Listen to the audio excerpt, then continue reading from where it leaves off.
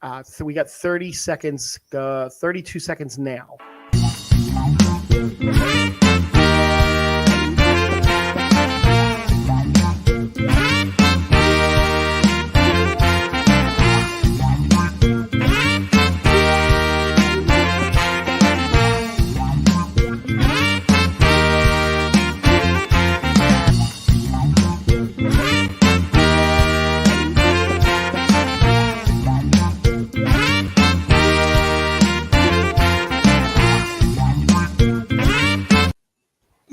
Whoa! Hey! That was fast. That was a quick 32 seconds, if That I do was say a so quick myself. 32 seconds. I got to get better on my shortcut openings. Welcome to the funeral of the Dallas Cowboys. No, I'm sorry. Wow. Too soon? Isn't every week the funeral of Dallas? No, Dak Prescott's out for like 8 weeks. That's what he does. So that's what he does. Hi, Wow. Dom and Dylan and Charles right off the bat. They're fired up and ready to go. Hey, fellas, they want to know about everything you watched, Frank. Oh, you know what? I watched so much stuff. Did you? I got a lot of problems tonight. Let me just tell you that. No, I can't wait. I have one 10-episode problem that I want to talk about in a little bit. Oh, I can't wait. That's going to be a little spoilery, so we might have to save that one. That's going to be a lot spoilery. So what have you been up to? Where you been? What have you been doing?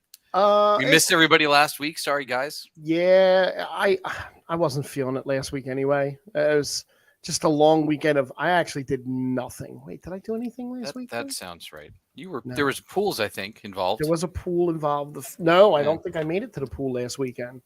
That's Dom's fair, right. Dom. Dom's right. Dom said if this was a show about things Frank watched, it would be a 5-minute show.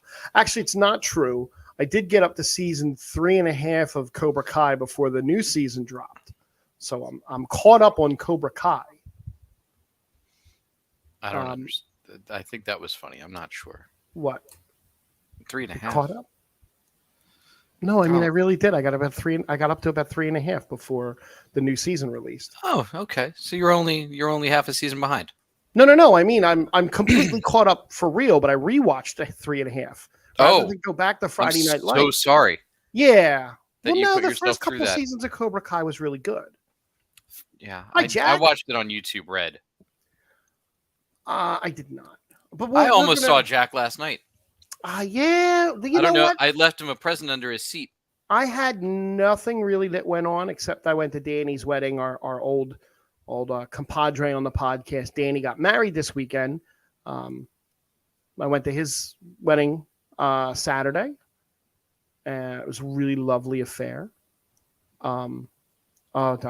What did you actually had way more stuff to do than I did this week. The last 2 weeks, actually. I did. I've been doing stuff. I've had some gigs here and there. Had some. I played out the alley in Pottstown. I played a private gig. I debuted at Chambers 19 in Doylestown Friday. Last week. I just booked 2 more dates there coming up the next month and a half or so. Got all sorts of stuff going on. Booking into 2023. If anybody knows anywhere they want to book. I'm already got dates through through September booked. So, but anyway, yeah, I did that. I went and saw Shinedown last night with Jelly Roll and Jack Harvey opening. How was that? It was great. Shinedown is Brett Smith is one of the best vocalists on the planet. He was a little shot out last night, but then came back strong. And I was like, oh, it's going to be like a lot of here's the mic to the crowd. But he came back super strong and was impressive as I expected. Oh, nice. And Jelly Roll, I had no idea how huge in so many ways Jelly Roll is. Really? He's about 6'7" and probably 400 plus pounds. Oh my! But he's also like the crowd was there for him, which I had no idea. Okay. Country rock, rap, he did a medley with Sweet Home Alabama and Jay-Z and Nirvana and Rage, and like he's like, I'm gonna play every kind of style that influenced me, and then did. Wow. So it was cool. That was cool, and the opener was this other dude from local. But who moved to Nashville, who sounds, if he changed his name, could just change to like Fall Out Boy Jr. But great voice, man. The guy was killing it vocally. So that was cool. But yeah, did all that. Had soccer start back up for the kids. Had a birthday. That's where Shinedown was. That was my wife got me that for my birthday. I remember you telling me that. I saw them once at an barbecue. Yeah. Back when they were on Sundays, when it was easier for all the people in the area that are in bands to actually go and support this. Then they moved it to Saturdays, and nobody can go now. Well, right. I mean, not nobody, but none there's of the, still thousands and thousands. There's still thousands, but none of us cover. Well, I'm not in the cover band scene anymore. Neither are you, really, but you know what I mean. I do have band dates coming up.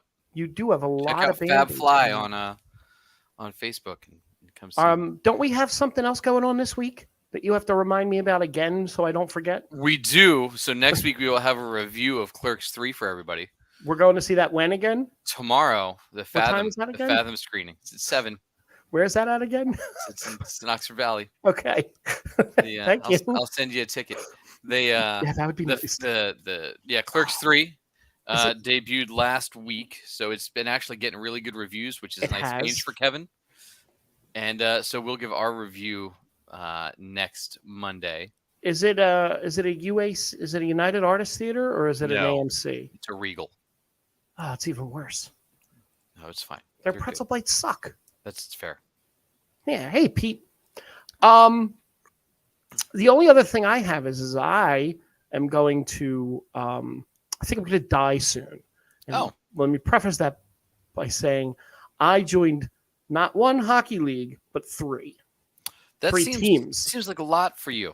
If there's an over 40 league, which I've more than qualified for. Yeah. An over 50 league that I just qualified for. Yeah. And then a normal, bring a team and throw them in all ages over 18. So that'll be. I wish you luck. That'll be Tuesdays, and then a Wednesday or Thursday, and then a Friday every week. That seems like a lot. It's going to be a lot, and it's 40 miles away in Springfield, so it's even more. I'm sure your Destiny game will not suffer at all. It's not Destiny that I'm worried about. It's the fact that I'm going to have to eat less bacon. No. More bacon's fine. It's more time to burn it off. Oh, God. Burn more of it off. We don't need that. I did watch a bunch of stuff, too, besides what we watch. What did you watch? So I watched The Rehearsal, which might be one of the weirdest, most cringy, bizarre shows I've ever seen in my life. Okay. So it's on HBO Max. It's Nathan Fielder, who had a show on Comedy Central for a few years that I'd never heard of. Because, I haven't watched Comedy Central in God knows how many years. I watch Comedy Central almost every night. Well, then it's something Nathan does. No, they replay The Office. Nathan, yeah, that tracks. So this dude, it's called The Rehearsal because he rehearses everything that he does. Oh, okay. So like before he meets somebody, he has hired actors to play that person. Okay. To map out the entire conversation that he could have with this person. He's even recreated the place that they will go. Wow. And it turns so that's the premise of the show, and there's a couple of those throughout. But in the second episode, he there's no real spoilers in this, but he decides to his subject that one is a woman who wants to see what it's like to have a kid. So he hires actors to play a kid from 3 till.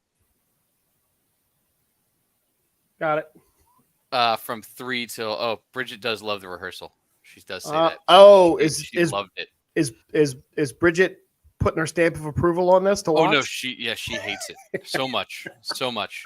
So the dude hires actors to play this child from birth through 18.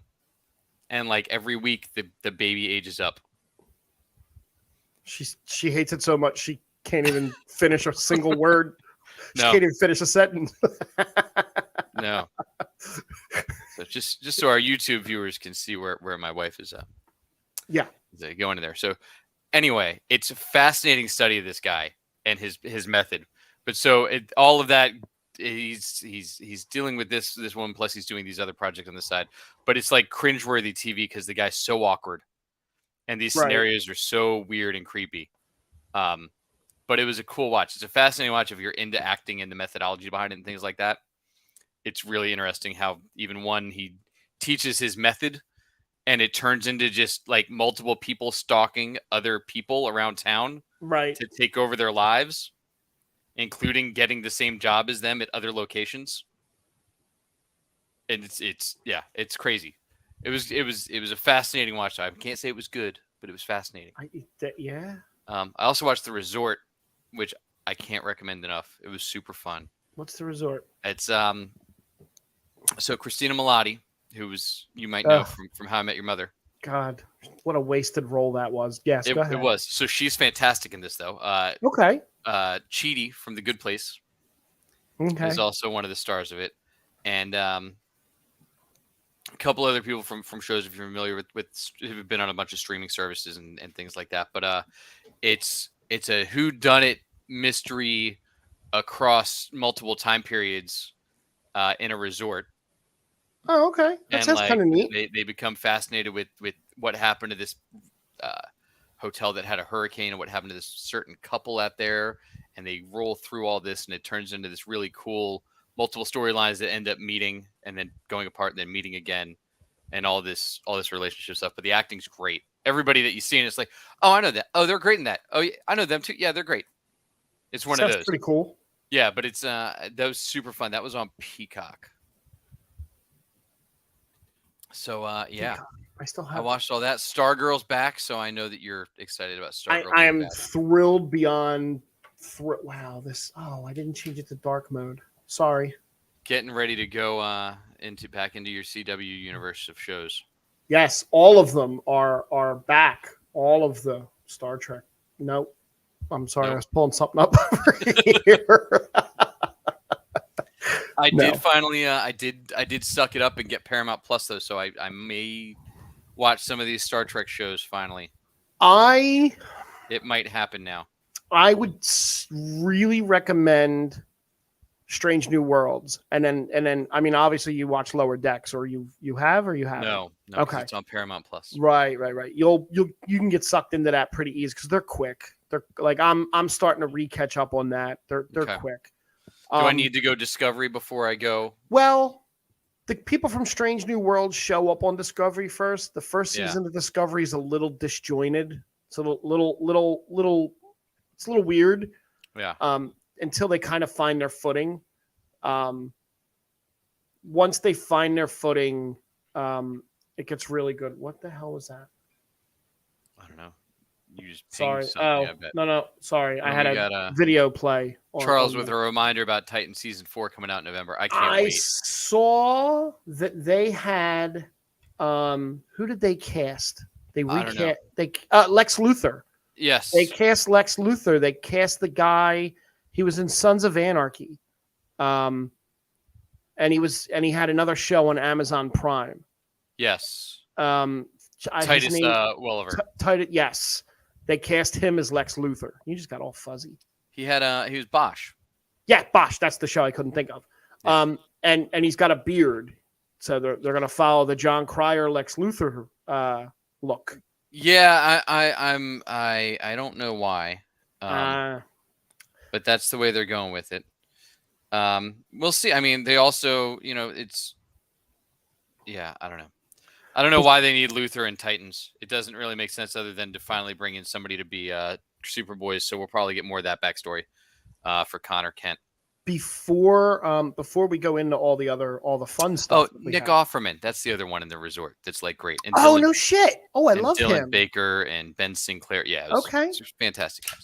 Before we go into the D23 stuff, I'm gonna touch on Star Trek Day real fast.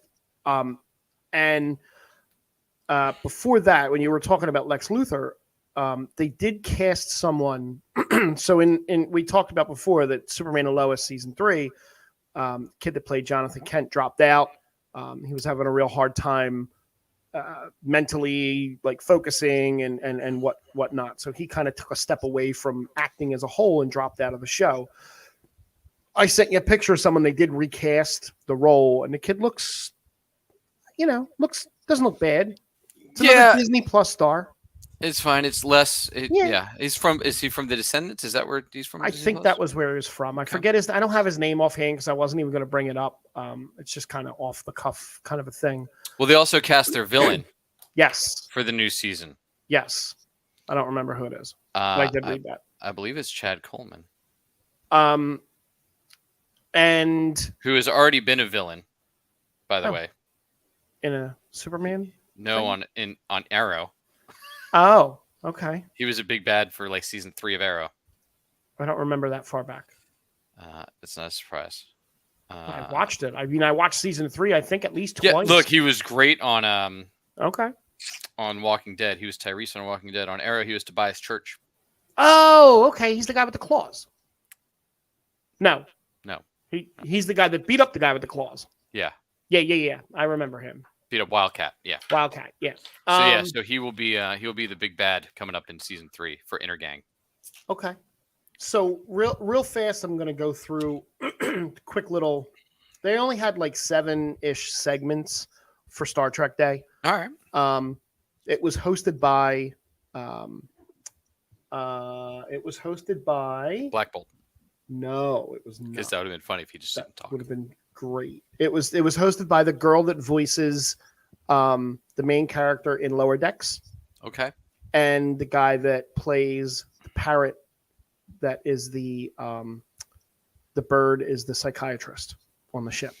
Wow, you're going deep. Yeah. I didn't realize that either. So basically they did a quick little Picard thing. They had Jerry Ryan, another one of the cast members, and Patrick Stewart. And the whole presentation just felt a little disjointed. They had a DJ that looked like Questlove, but wasn't Questlove. It was another DJ, and he was making sounds with a little board, and like it looked like the power went out at one point, or some they had some kind of audio difficulty at one point. But basically, they did a little panel for Picard, the final season. This is going to be it for Picard. Oh no. Yeah. But the whole original Next Generation crew gets back together, and they go and they jump on the USS Titan, which used to be Riker's ship, but is now Captain 7 of 9 ship. She's a Starfleet captain. Got it. I don't even know who that is, but okay. Jerry Ryan, 7 of 9, the Borg. Nope. I know who Jerry Ryan is. Okay. They did a thing on Discovery, teasing their next season. They did a thing on Lower Decks, teasing their next season. They had Kate Mulgrew out talking about Star Trek Prodigy that she's in. It's like animated. Hopefully that comes out before Kate Mulgrew's in her 90s. Well, she's already recorded it, so she's good. Oh, good. And she's talking about a possible return as Janeway in live action. They did a big Nichelle Nichols tribute, which was really nice. They had the girl that plays her currently on Strange New Worlds come out and give a little speech. Weird thing that they didn't do was they didn't even mention the other Star Trek crew that's in the what they call the Kelvin timeline. Chris Pine and the rest of those cast. They actually have an Uhura. What's her name? Plays Uhura in the movies. The chick from Guardians. Yeah. Yep. Gamora. Yeah. Yep. Zoe Saldana. Yeah, she's also in Avatar. Right, but nothing from them, which was weird. Good. And then they ended with a Strange New Worlds thing. The biggest takeaway I had was the Picard thing that I'm super excited to see that whole cast come back. That was my Star Trek of the 90s. Yeah, I've heard not great things about season 2, so I hope season 3 is better because they filmed back to back, right? They did, and season 2 was a little weird. Yeah, the problem with filming back to back is, I mean, you know where you're going, which is great. Right. However, you can't course correct if you do it wrong. No, you cannot. No. All right. That's really all I wanted to say about Star Trek Day. I would have gone into more detail last week, but we have the God, I can't get rid of that. Sorry. We have the big D23. That was the huge thing this past weekend. Right. We'll leave Cobra Kai to the end since that's the major spoilery thing.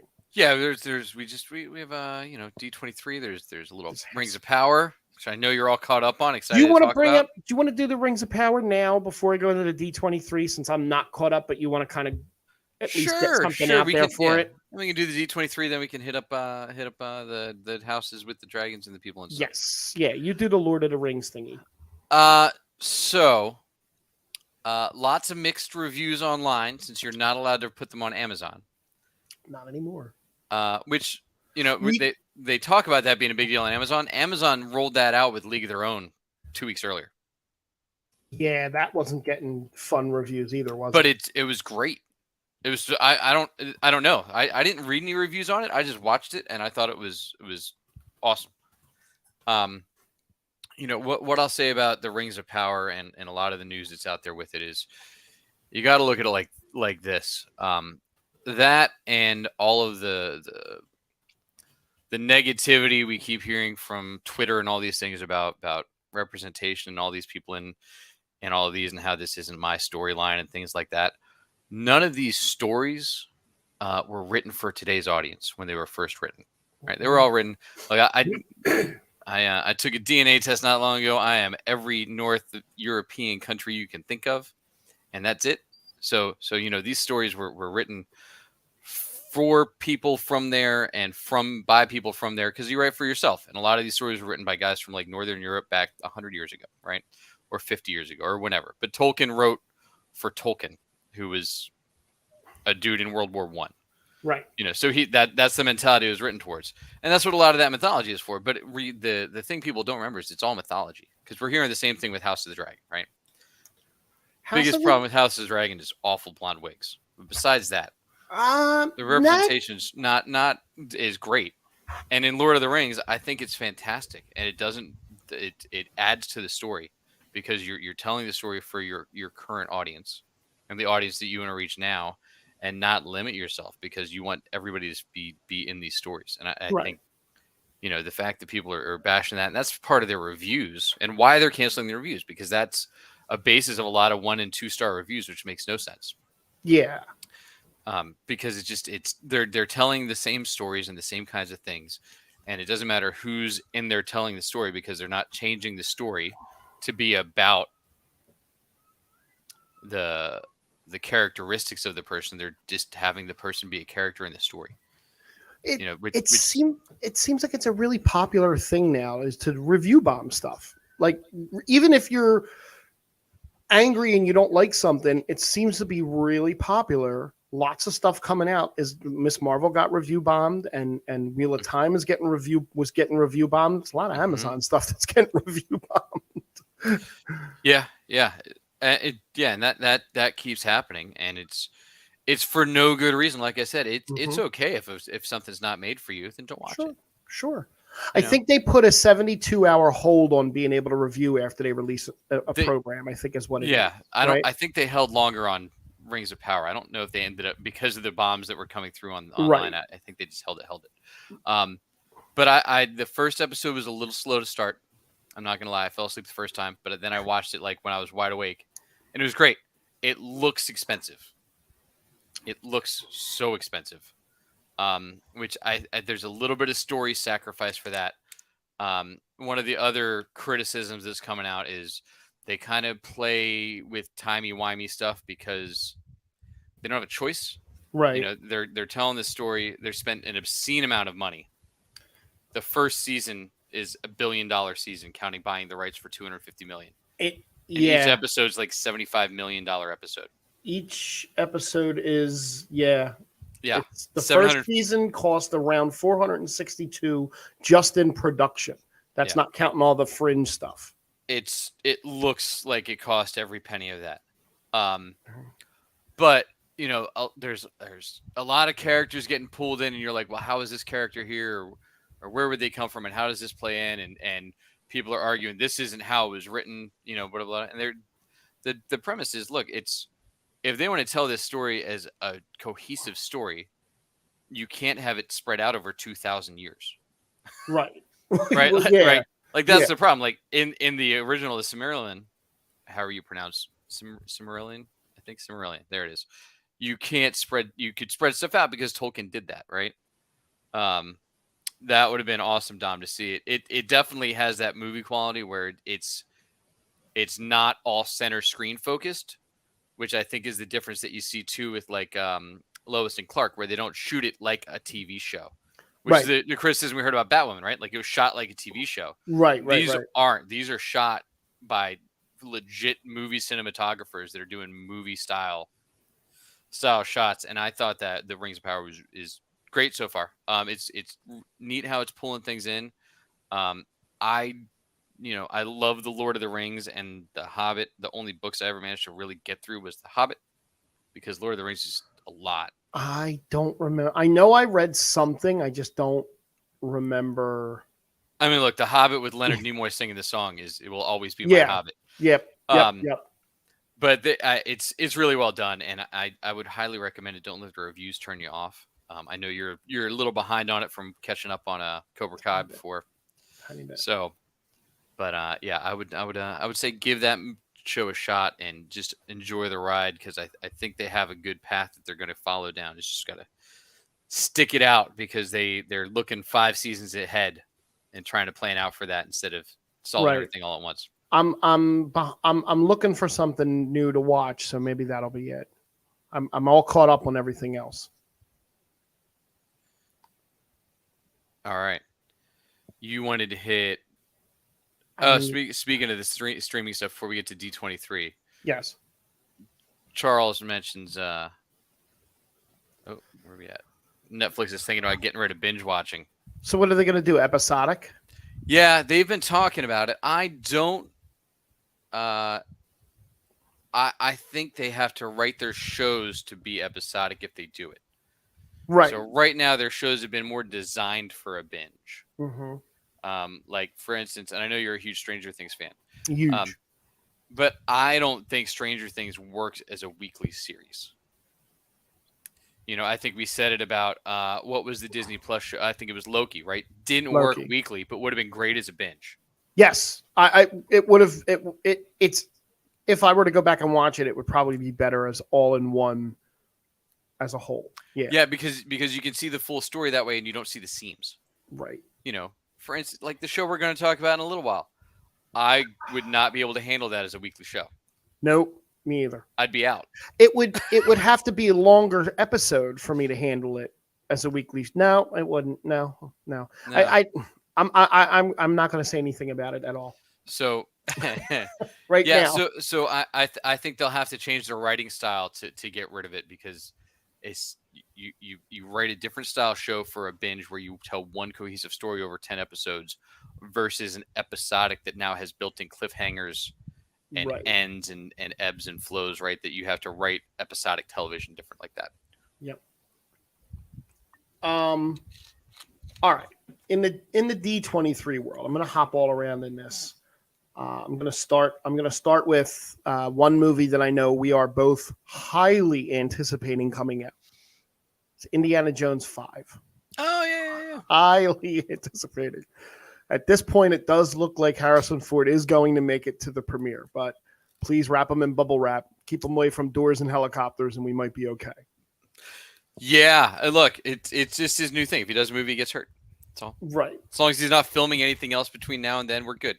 So Indiana Jones 5 producer Frank Marshall kind of let a little spoiler out of the bag, I think, when he tweeted a photo of Harrison Ford and Phoebe Waller-Bridge. Because nothing was known about Phoebe's character.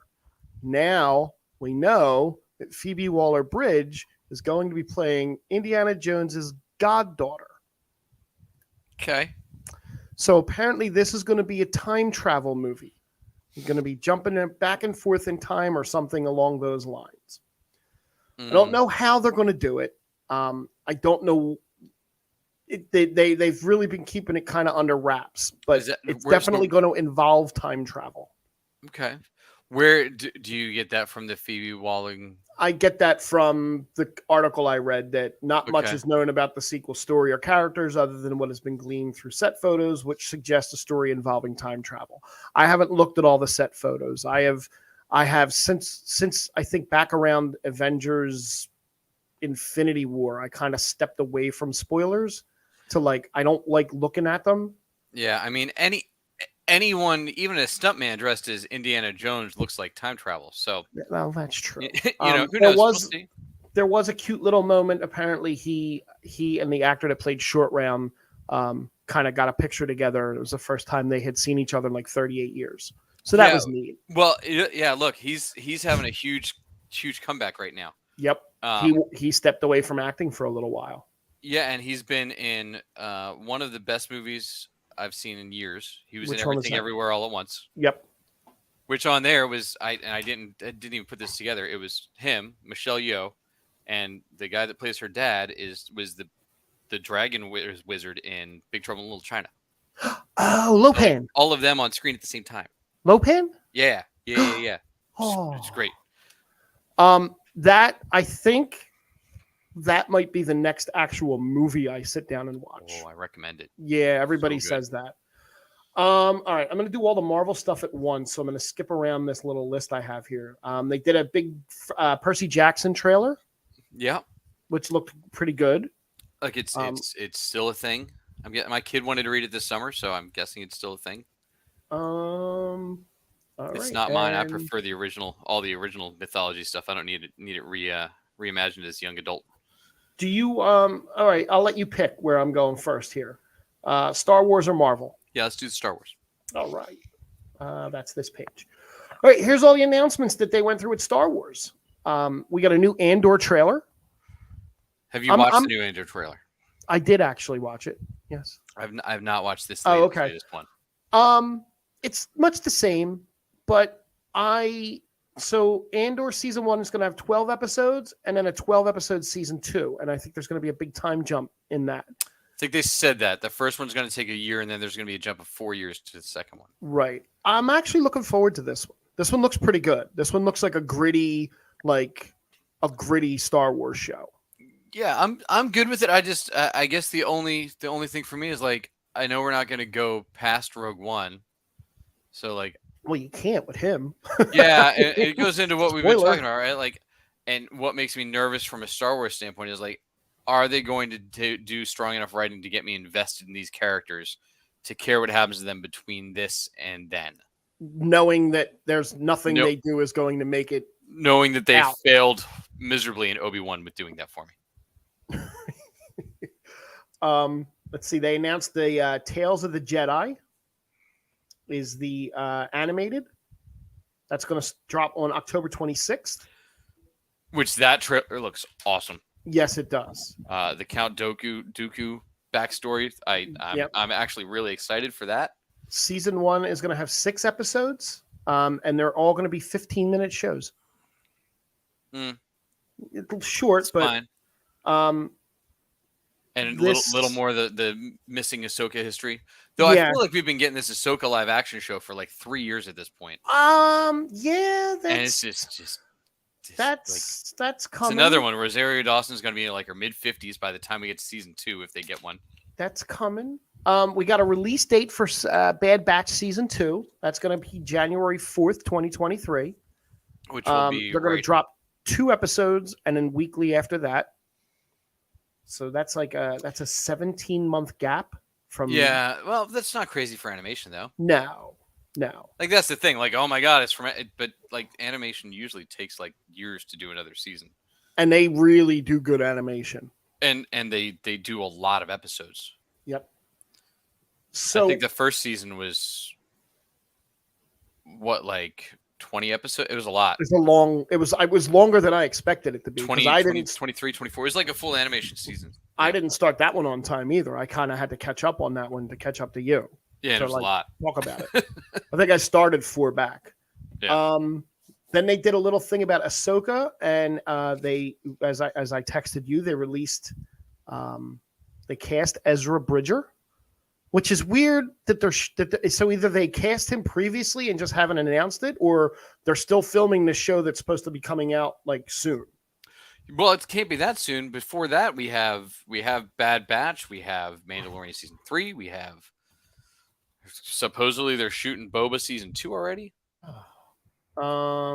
Which now finally, I don't know if you saw that, by the way. What? There's been some news that Tamira Morrison finally was like, yeah, I didn't act in the original one, so this is finally me acting like it. But he's like, yeah, he wasn't much of a badass in this series. We need to fix that.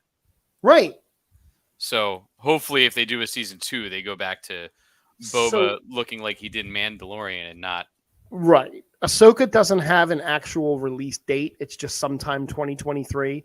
And I know that when Star Wars Celebration was happening, that Rosario Dawson had come right from the set from filming to appear there. So they cast Eamon Esfandi, if I'm saying that correct, as Ezra Bridger. Looks great. Looks spot on. Let me pull up a picture here. It was not Ezra Miller that was cast as Ezra. I hate you, Pete. That's what you sent me. That's what I said. I put Ezra Miller, didn't I? Yeah, I thought you were talking about it was Ezra Miller, and I was so confused. Did I not put Ezra Bridger? No, you just put Ezra. Oh God, I'm sorry. I was like, are they doing a documentary about Ezra Miller? I don't understand. That's my bad. There it is. Here, let me pull this picture up here and I'll share it real fast and give everybody a quick look. Hold on, let me stop the. Yeah, I literally thought that this guy was cast as like the new Flash. I thought that's what you were talking about. Oh, that's cool. No, that would they just cast it with somebody that looks like him. Got it. Great. All right, so here is the live action Ezra Miller. Bridger. God, he's a live action Ezra Bridger. Sorry. I think that's a pretty damn good casting. It is, and I think they grew his hair out before in the last season too, because that's a shot from an early season of Rebels. In the last season of Rebels, they grew his hair out. Right. So that'll be great. Look, I'm excited to see Ezra. I'm excited to see all that cast again. And what the fans there got that we didn't get, and that's a running what? Yeah, he does live rent free in my head. Thanks. They gave there was a brief scene of Ahsoka with Sabine Wren. Yeah, these guys are all killing me with these. Like, we're just going to show this at this place and not release it. You know what? I saw somebody post something with a good idea that when Marvel does these things, throw it up online for like $9.99 for you to pay to watch everything.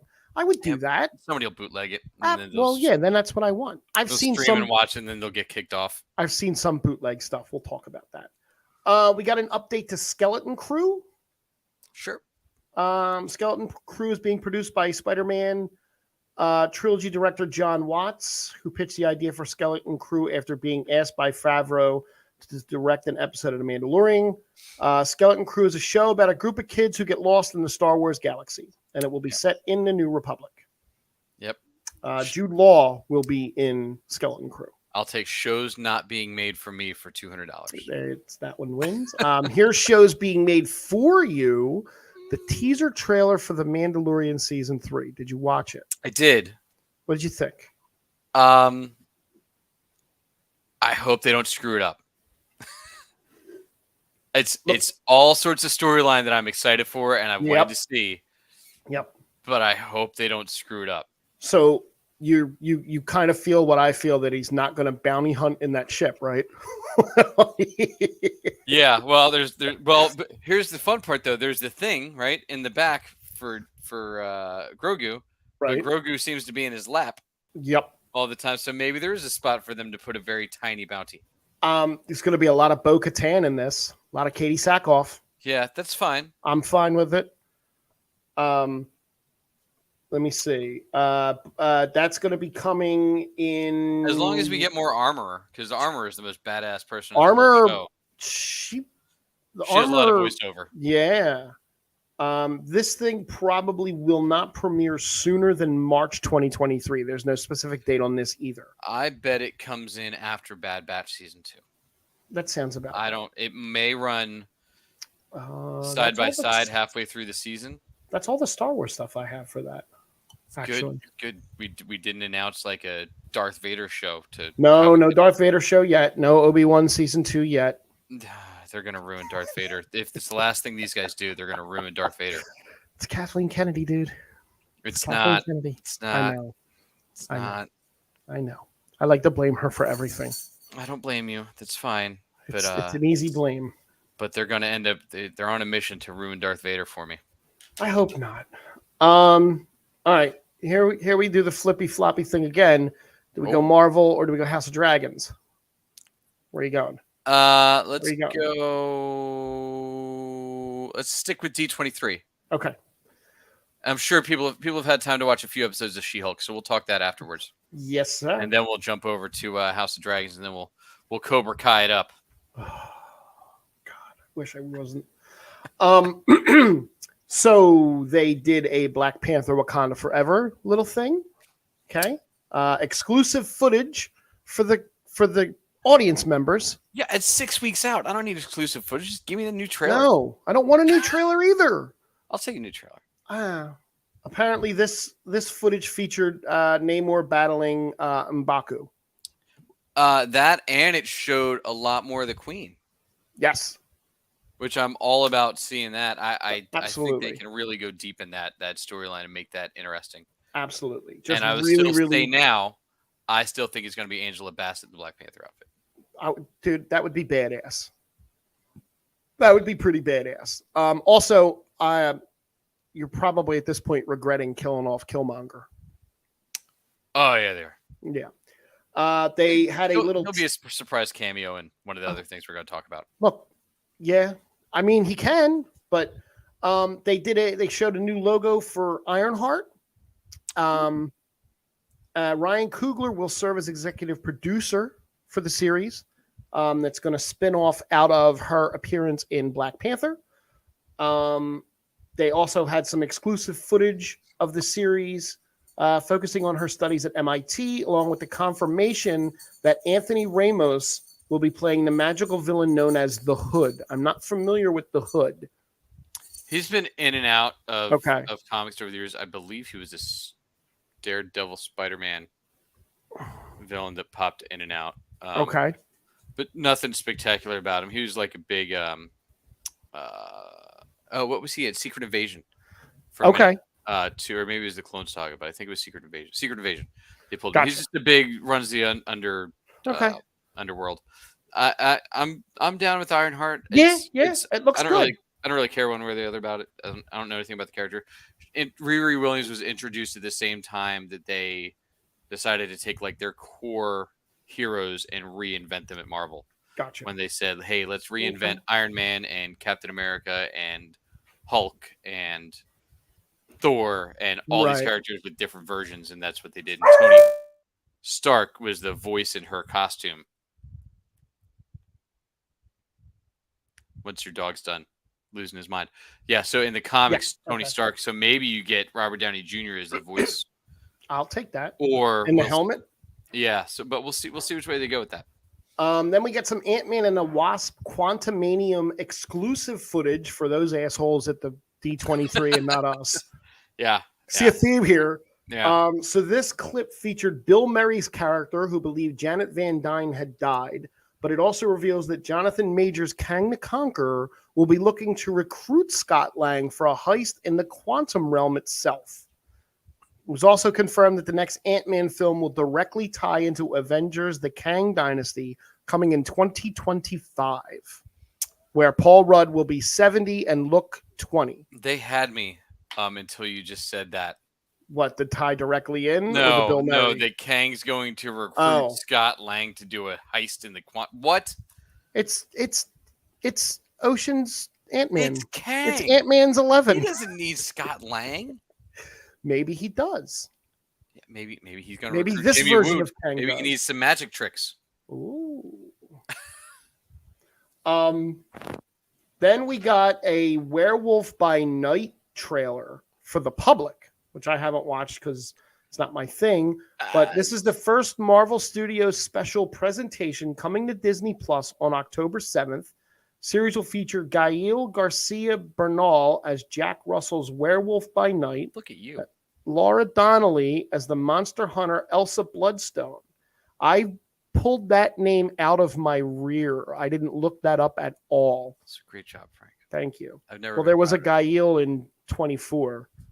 Got it. Jack Bauer. So I did watch the trailer for this. Okay. It looks super fun. It's As just a black and white retro horror. It's a campy horror movie. Yeah. Okay. It looks like it's along the lines of like Rob Zombie meets Okay. like Bela Lugosi. All right, I'm in. Like it'll be fun Lugosi's and fine. dead. He's not dead. That's the goth. That's the goth version of Freebird. It is. Bela Lugosi's dead. It is. Look, everybody needs a little Bauhaus in their lives. Love it. I'm all for it. I'm about it. Then we got a trailer for Secret Invasion. I'm in. It's fine. I'm in. I'm okay with it. It has the potential to go either way from the trailer. I was like, this could be really good or this could be really bad. Yeah. There's no middle path based on that trailer. It looks very Winter Soldiery, which is great. Yep. I don't know who was in charge of it. In charge of what? Secret Invasion. What do you mean? I don't know who the showrunner was or the writers or anything. Let me find that for you real quick. And I saw we got Emilia Clarke, and I saw she looks a lot like Quake. She's not, according to... Well, I mean, she could be. That could have been misdirection. Yeah. So in Secret Invasion, which I read a few weeks ago, so that's when the Secret Warriors were invented and created for it. Right. With Quake as their leader. Oh. And Quake was also a pivotal character in the second Secret Wars. Oh, I would love a Chloe Bennett. But I don't know if we get her or not. So probably not. You would have heard. Well, she goes kind of off and on Instagram. Like she's on for a long period of time doing weird videos, and then she disappears for a while. Yeah, well, she keeps trying to reboot Powerpuff Girls as a live action. So. No, I think she's left. I think she left that. No, she didn't leave yet. No, oh poor thing. No. This has executive. This lists a bunch of executive producers, but I don't. They haven't made a big deal about who the showrunner and everything is for. Okay. Yeah, so we'll see. We will. I'm not excited about it, but I'm not turned off by it. They had a new logo for Armor Wars. Okay. Which was noticeably absent at Comic-Con. Cheadle revealed that Armor Wars will be taking place right after the events of Secret Invasion. Armor Wars is set to begin filming in 2023. Yeah, that's a problem. Yeah, well, so Don Cheadle will be 72 years old when they start filming Armor Wars. Funny thing about that is, I read a quick little thing that Don Cheadle was doing an interview, and it came up that his contract with Marvel is officially over. He's done his long contract, and he said he's open to, like, if they throw something at me that's good, I'll come and do it. Right. And when they asked him what he could tell them about Secret Invasion, he goes, "It's called Secret Invasion, not Spoiler Invasion. I can't tell you anything." I love Don Cheadle. So do I, because Don Cheadle was there when Mark Ruffalo blew in Endgame for everybody, or Infinity War. It was Infinity War. Yeah, everybody dies. Half of them. Yeah. Then D23 featured the cast of Loki. Yeah. Along with newcomer. Is that the guy that plays Short Round? Ki Huy Kwan? Yes. Okay, so he's in that. He's going to play an agent at a TVA. It also was. He's also Data. Don't forget, he's also Data. Oh my God, I forgot. That's right. It was also confirmed that Kang the Conqueror will have a large presence in the series following season 1's finale. Yeah. With exclusive footage for the assholes at the D23 and not us. I have zero interest the God in of Loki Mischief. season 2. Huh? Yeah, I know. Zero interest in Loki season 2. Being sent across multiple branch realities. They said that last time too. It was 1. Yeah, maybe this will be Loki in the multiverse of madness. Yeah, right, Dom. We're gonna have Loki. It's gonna be a great time traveler. He's gonna be in all sorts of hijinks. No, the big thing that we were expecting, the big Fantastic Four announcement. We got the director, Matt Shakman. That's all we got. Yeah, no casting, nothing. Well, let's not forget about the Denzel, Henry Cavill, Giancarlo Esposito announcement. Well, all these people that were supposed to be announced for things. So now here's the thing. Somebody, Justin Kroll tweeted. He's verified on Twitter. Is why I'm saying he's got the blue check mark. Said, so there were all these rumors leading up to D23 of a cast reveal, and going forward, here are some ways to temper expectations. Kevin Feige, for the most part, does not want to make big casting decisions without getting input from his director. So they actually haven't made any casting decisions that we know of officially because they didn't officially have the director on board. Feige wants the director to be involved which makes sense to have your director involved in the casting process of especially what's probably going to be a tentpole movie at this point. Hopefully. I mean, look, everybody trashes on those Fox Fantastic Four movies. I loved the first one. What, the one with Jessica Alba? Yeah. Yeah, no, they were fine. As far as what Dom says, Chickless is great. Is the thing? Absolutely is. What Dom said, I was going to mention that next. There's heavy rumors. He's rumored in everything right now. Henry Cavill is rumored to play everyone and everywhere. What do you think about him as Dr. Doom? I think he would be great, but I don't think they'll let. I'm worried that he will ruin the character. Okay. Like they do in all the Fantastic Four movies, they threw Dr. Doom in because they'll just want to show his face all the time. Gotcha. Do you think he's cocky enough to want to have his face shown where he can just say, no, put me in the mask? I don't know. I think he'll be fine in a mask. I don't think they'll let him stay in a mask. He is a very pretty man. Just like, what was his name? Julian, the guy from one. Yeah, I know he was the big star on Nip Tuck at the time. Right. And he was in the mask for like 8 minutes. Yeah, and he was barely, and I don't even think the guy in Fan Fourtastic. Yeah. Yeah, I could see Nicholas Coster. Yeah, Jamie Lannister. I don't know how good of an actor he is. I haven't seen him act outside of Game of Thrones. Because I think that the thing with Dr. Doom is there's a couple things that you have to figure out who your read is and how old your read's going to be. Yep. To play the Dr. Doom right and to cast Dr. Doom right. They have to be kind of close, right? Well, they were college roommates, depending on the backstory that you use. Right. So you have to find that age, but then do you age up too much? Because if you're casting Dr. Doom, you need a Dr. Doom that's going to last for you. Right? Cavill's only 39. He's young. Unless they do the usual screw up they've been doing where they just kill the villains off at the end. I don't think you can kill. I think he's like Kang is your next Thanos level. He's got to be. But Dr. Doom is 100% the reason behind Secret Wars, the latest one. So I think they're going to have to figure out how they're going to play the Fantastic Four movie in that, because the biggest piece of the last last Secret Wars is Reed Richards and Dr. Doom. I think like you have Kang as your 1A villain, and Dr. Doom is going to be your 1A minus villain. Like he's right up there at the same level as Kang. Yeah, it's a really short run up. Right. No, like from Fantastic Four to 2 movies later. Yeah. 3 movies later. Yeah. Go in that and having him be your big bad in that quick. And look, we all got spoiled having 10 years of Thanos before we got. That's true. Not 10. No, 8, right? 8-ish. Yeah. 2012 to 2018. Yeah. So 6, but 8 by the time we were done. Yeah, I mean, I don't know. Then the assholes at D23 also got exclusive footage for Echo, which featured the return of Kingpin, who was shot in the face at the end of Hawkeye. Yeah. The footage that they revealed is that Wilson Fisk is alive and well with an eye patch. It's fine. I'm cool with that. Now, what I thought was funny, Echo wrapped filming and is going to release in the summer 2023.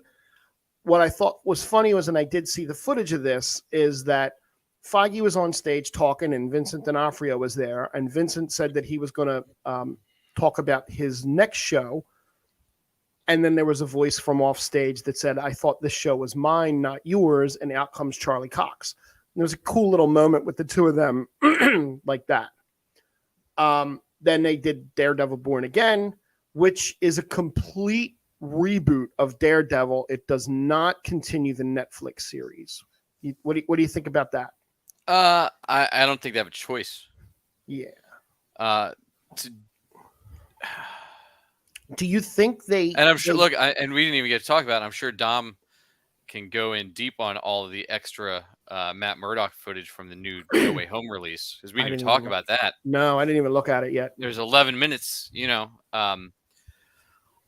but I don't think you have a choice with the way that you went, and not even the Defenders, but just how deep you went in on Daredevil in this series, that you kind of have to start fresh with that.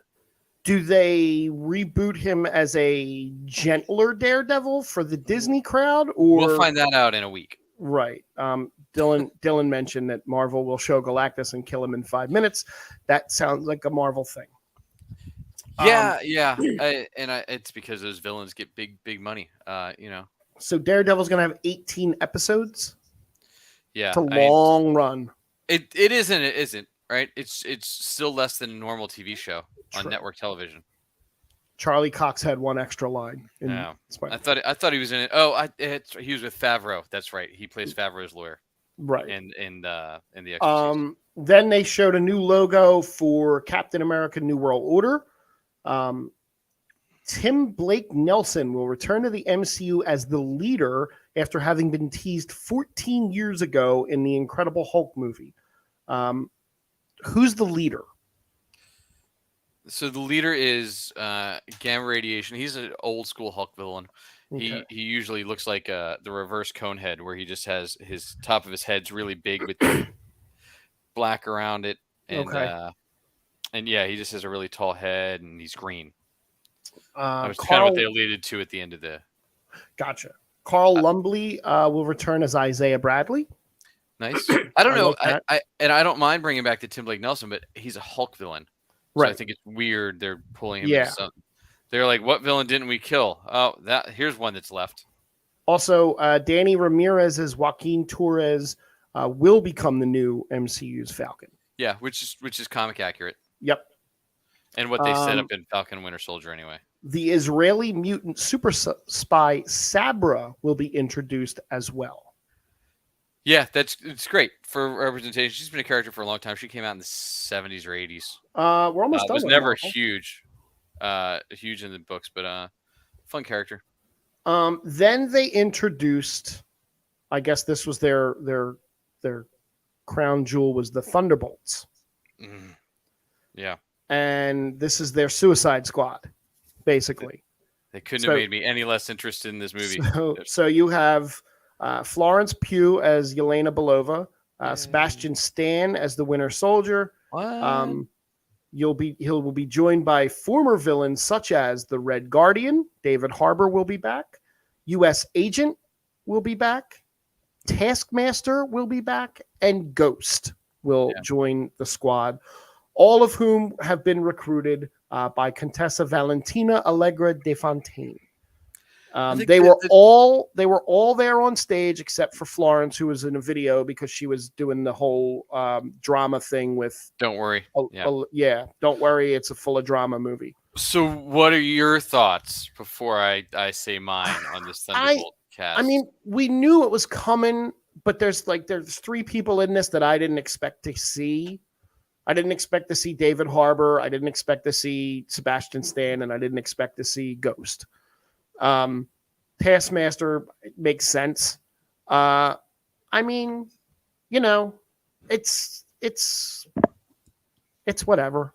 I'll see it because it's Marvel, and I'm a sucker for Marvel, like I'm a sucker for Apple. Most of them aren't bad guys, so I don't understand what they're doing. Well, that's just it. I don't understand why they're using the name Thunderbolts. Is what I'm intrigued to see how they explain away. Because we don't have Thunderbolt Ross, which is why they were called the Thunderbolts originally. Did they announce that name before he passed, or did they do it after he passed? They did. It was rumored before he passed. Do you think maybe they're just keeping it and they're going to recast that role? I don't know what they would do with Because that. they Um, haven't said yet. I mean, they definitely didn't make as big a deal about William Hurt as they did Chadwick Boseman. Not even a little bit. Uh, but like, I guess that'll be set up in the Captain America movie, Yep.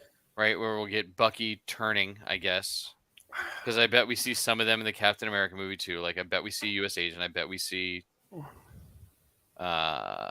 what's her name? Ghost, No, Yelena, no, uh, the other one. Veep, Seinfeld, Yeah, her, Contessa. Julia Dreyfus. Yeah. Yeah. I bet we'll see both of them. I don't know. I'm not excited about it, but I'm not. The No. Thunderbolts is also fairly new, and I say fairly new. It's still like 15 years old or something at this point. But And the I don't last. know why. And no Zemo. No, they did. There's a reason why, and I didn't see why that was. I forgot where that was. And the last thing they showed footage for the assholes at the thing, and not for us, was the Marvels.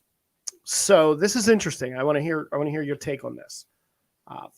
So it's going to have Kamala Khan, Yeah. Monica Rambeau's Spectrum, and Brie Larson's Captain Marvel. Yep. For some reason, the new footage confirms that all three heroes in the MCU will start swapping places every time they use their powers, as seen in the Miss Marvel post-credit scene. Nick Fury is also featured in the new footage. This will be in theaters in July of next year. So whenever one of them uses their powers, they're so connected in some way that they're going to swap places. That's weird. I'm curious as to how they're going to explain that out. Sense. No, not really. It doesn't. It really doesn't. I don't think we had Monica's powers come from the Infinity Stone in any way, shape, or form. Right. Right. Yeah. Yeah. We'll see. I'm not. The last little bit. It's one of the few Marvel movies I have not watched the second time still. So I first honestly haven't. I honestly haven't either, just because I never got around to it, and I'm the king of rewatch. I've heard that. Yeah. The last thing from Justin Kroll, I want to find out who this guy is. About the X-Men. This is going to pour a lot of cold water on people's X-Men expectations. Get it? He said, speaking of X-Men, this film isn't happening for a very long time. So outside of a writer being tapped, it's super unlikely any casting decisions get made on that one for some time. There are exceptions like Marsha Hala being cast early on for Blade, but somewhere it's like a team like Fantastic Four or X-Men. Kevin Feige would prefer that the director has input. And since Matt only got the job a couple weeks ago, that's why there's no casting decisions on Fantastic Four. So you're talking at least a year or more before you even hear legit X-Men stuff, I would say. Yeah, and that's fine. But what you run into there is, if let's say from the rumor mill that Denzel is going to be one of those characters, possibly. He's going to be 93 years old. Yeah, he's going to be like 75 before they announce him for the role. Basically, which makes your storytelling have to be. You need to start cranking those movies out if you're doing them. Yep. So that was a lot of D23. That was a lot of D23, and I guess we're going to have to skip through. I mean, we're going to do it. We'll go a couple minutes over here. We'll go House of the Dragon, and then we'll go Cobra Kai. So if you have not watched the latest episode of House of the Dragon or the one before that, and She-Hulk. I mean, God, let's real fast. Let's tap She-Hulk. Wow. not with that CGI quality. Not with that. What did you think of the last? So we got 2 episodes. We got 2 episodes. We had the what happens with the Abomination and all of your spoilers of the 7 pen pals. Are those Thunderbolts? No, they weren't. Nope. It was 7 crazy bitches. Yep. That's what that was. Yes, and then I think what they did with the Abomination line is cool. I mean, I'm sure that's going to come back by the end of the season. I bet we got the Wrecking Crew, which have always been one of my favorite villain crews because they're so dumb. But these guys, they had the chance to cast the Wrecking Crew right, and one of the cool parts about them in the comic books is they are so overwhelmingly muscle bound Right. So they were like a construction crew that they found Loki gave them mystical Asgardian tools, and they became like half Asgardian as long as they had their things. But they're all comically big, like just crazy big. So like if they would have cast like WWE guys or like wrestlers for these characters, it would have been great instead of these scrawny little kids. That reminds me of like the crew in Gone in 60 Seconds is what I felt like. That I would have preferred that with the Wrecking Crew. And then we got Jen on Match.com or Tinder or whatever she's on. She's swiping. Yeah. And how she's dealing with that, and that was fine. Look, it's the show's fine. It's not great, but it's doing fine. Wong was great to see back. I liked the nod to Johnny Blaze with the Donnie Blaze. Same. Do you know that the actor that played his magician friend is actually 104 years old in real life? No kidding. Yeah. How great is that? Yeah, that's crazy. And then there was what I think is the breakout star of the show, Madison with a Y, but not where you think. And two N's. Yeah, phenomenal. Like Dylan said, the spoilers, the Sopranos spoilers was gold. It was great. Twice in the same episode, she spoiled the Sopranos for him. It was awesome. Yes, I do think, Dom, that Wong hooked up with Madison. Wongers was getting it on. Yeah, it's good for him, man. Like I said, the show's fun. I we'll see where it goes. We got 5 episodes left. I didn't have any problem with. I feel like it's going to be one that they're going to tie every storyline back on itself by episode 8 and 9. Yeah. And we get what? We get Daredevil this week, right? I think. I don't know. It was we got a new mid-season trailer. I didn't watch. It has a lot of Daredevil in it. Okay. But I don't know if that means it's just the next couple episodes or if it's going to be the rest of the season. I think as long as you get over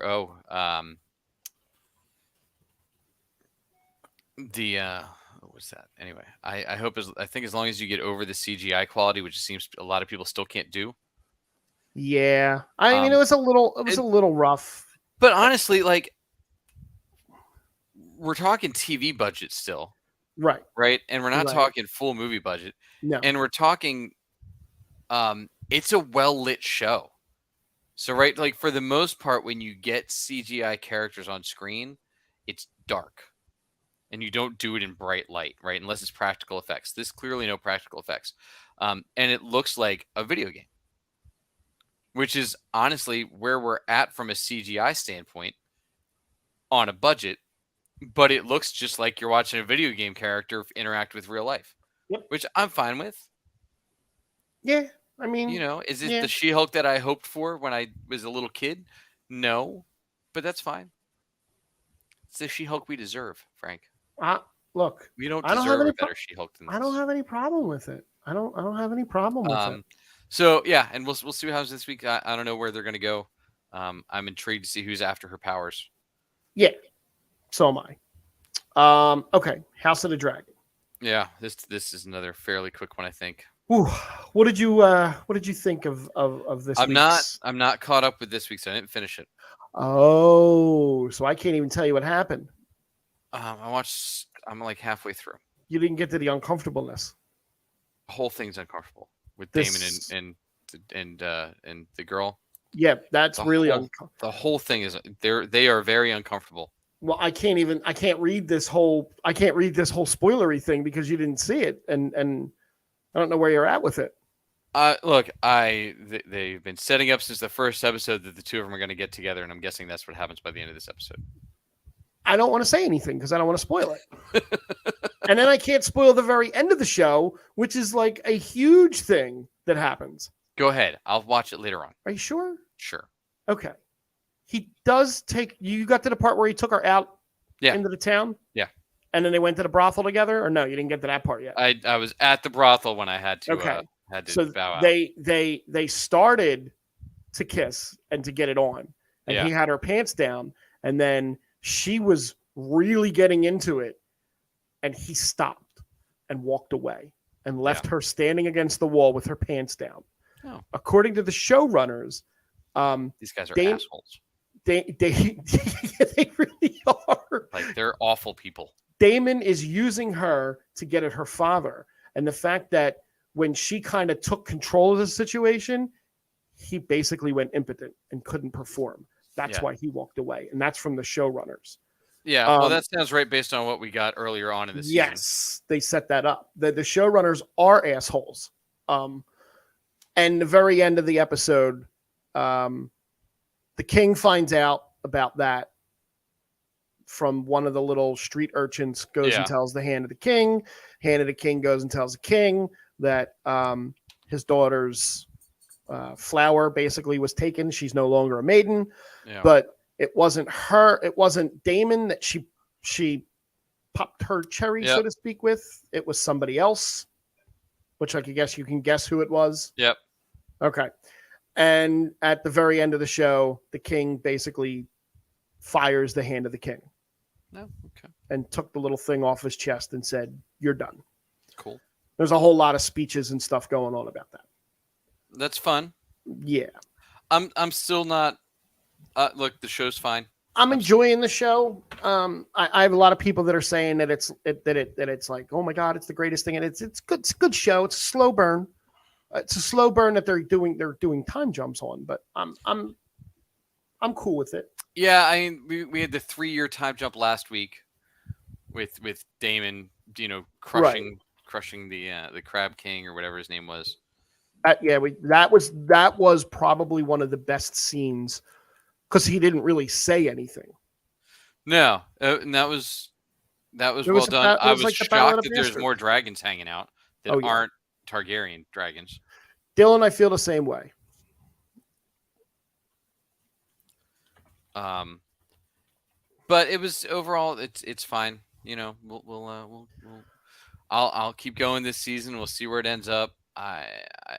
It's all been fairly predictable. They're doing a heavy foreshadowing on everything. Oh yeah. Well, if you know the family tree of the Targaryens, you know a lot about what's coming. Yeah. And if you don't, then I'm not going to say anything. You can Google it. Or not. Just watch the show. Watch the show. And now for the final bit of spoilers. What do you got? You're super excited about this.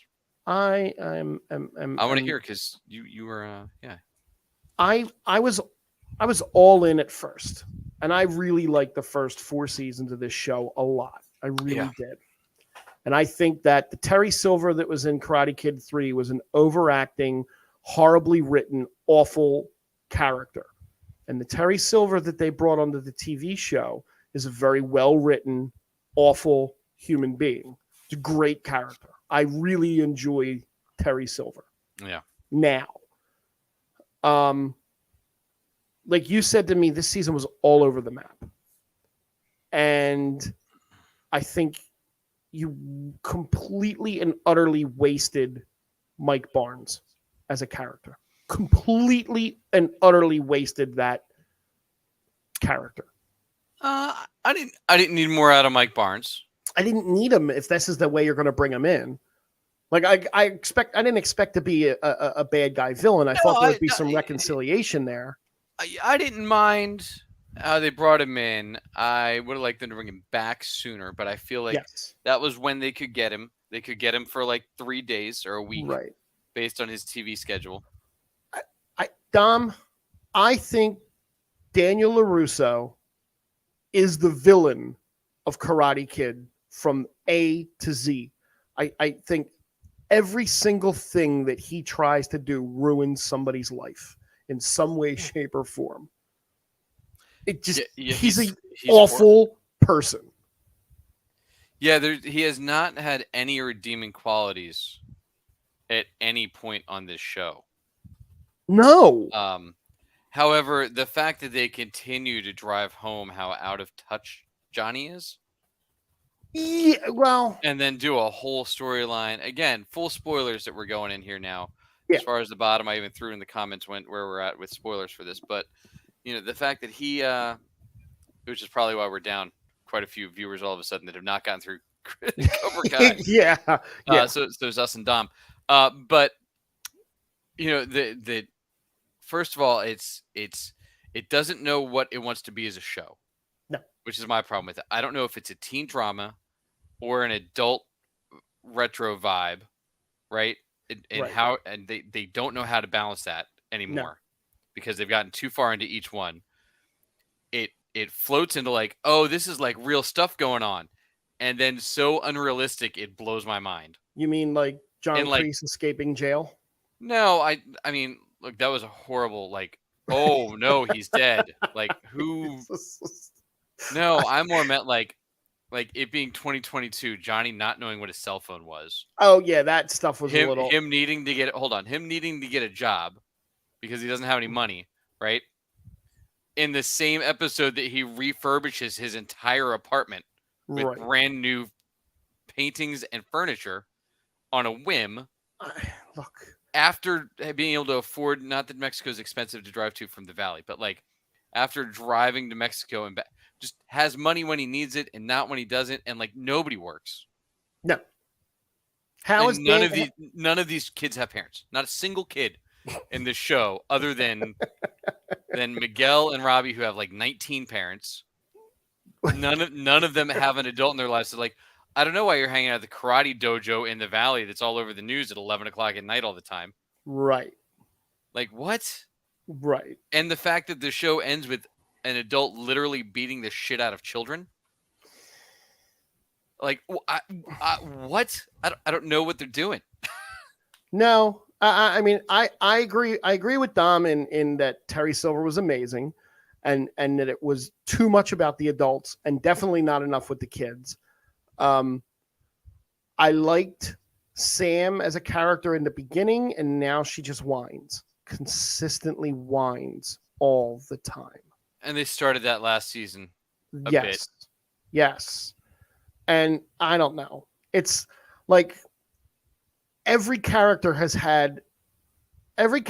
started off good or started off bad and went the opposite way and then had a redemption arc. Every single character in that show has either started off as a good guy, then gone bad, then had a redemption arc, or started off bad, went good. It's a, I don't know. And they're talking spinoffs. They're talking, they have years of content. I don't know where the hell you go in a series after this. I mean, the other part that's a little creepy is like Johnny and Carmen. Like, cause he's like 60. He's old. She's like not even 40 yet. I'm just talking like real life, which is why it's kind of creepy. I know. That's what I'm looking at. And we pointed out, and Dom, I'm sure you know this. He's 56. She's 38. But still, to be starting with the kid, like he's trying to be the Alec Baldwin of the Valley. Maybe, I guess. The Michael Douglas of the Valley, if you will. I mean, Ralph Macchio's 60 years old. He's 62. Right. Which ironically is a year older than Terry Silver's, the actor that plays Terry Silver. Right. Which is amazing. Think about that to Karate Kid 3, though. Yeah. That Ralph Macchio was older than the guy playing Terry Silver in Karate Kid 3. Yeah. Doesn't even make sense, right? No. And Peyton List, the actress that plays Tori, she's 24. Yeah, and she's a Disney star. She is. She is. But they're all old. Yeah, I mean, look, the show's been on for 5 years, 6 years almost. 6 years. So I started it on YouTube Red. The chick that plays Sam's 26. Yeah.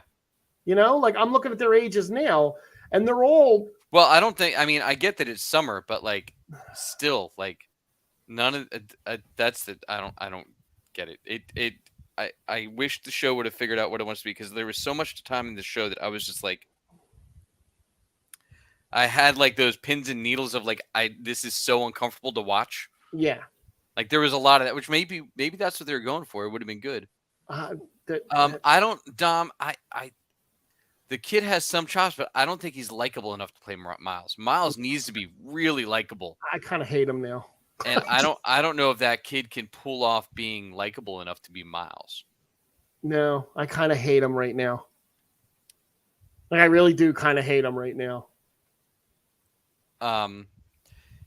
Yeah, but like just and it was it. I think what it is in the '80s, this stuff kind of felt like, oh well, it's all made up on TV or in the movies, right? But this being like now that we're 5 seasons in, I'm like, for the love of God, like what are the cops in this town do? What is I just don't get it. No. Like and like I said, and it keeps doing like, oh hey, it's and it was fine in '80s movies. It just feels weird now though, because it's a different time. Yes. So like Terry Silver going after Chosen with the samurai sword was like, what? Right. Like I don't understand. Like that's a legit. Like you guys are literally looking to kill people now. Yeah. Yeah. And the guys beating up Johnny pulled out a sword too, and the one guy lost a finger. Yeah, I was like, I don't. His finger got chopped off. How the hell does that just not get addressed? It's like the guy in Game of Thrones, and nobody gets charged, and Johnny's a hero with the Johnny's police. A hero. No charges. No, and then the cop they just happen to mention Kreese's name, and the cop just happens to know what happened to him. Oh, you didn't hear? He's dead. Is he? No, I think they told him that he escaped. Right? No, they said he. Well, yeah. No, they didn't. They did. The cop said, "Oh, you didn't hear," and then it showed the flash. Okay. Of him escaping jail. Because I was gonna say, like, let me just before I stop. How, if he needed that badge to get out, how did the psychiatrist chick get out of the prison without her badge? How did she, way earlier in the day, get out of the prison without her badge? But who says it was earlier in the day? This was lunchtime. Yeah, but even still, how the hell did she? It was lunchtime. He got stabbed. How does she move around the prison without that badge? Immediately, you know where your badge is if you have a badge, and the minute you report your badge stolen, it's shut off. And nobody keeps their badge in their pocket like that. You keep it on your phone. Yeah. When in my company, and we're definitely not a high level company. If someone puts in a ticket that their badge is lost, immediately gets shut off. Yeah. Immediately. Especially in a prison, I would think that would happen. That's what I'm saying. Yeah, okay, and like I said, and it's one of those things where like that shouldn't be a problem in TV show or movie logic, but they keep jumping you back and forth to like, oh, this is like real stakes and this is like real life, and that no, because Johnny just said, hey, you two kids beat the shit out of each other all up and down this apartment complex. Like what? Right. And then we also totally leave the part where like they go and get hammered out for their big night out. Or they get sobered up really fast. Before that, all the kids have this huge alcohol party at Miguel's mom's place. Yeah. While his mom is going out for a big night with the grandmother.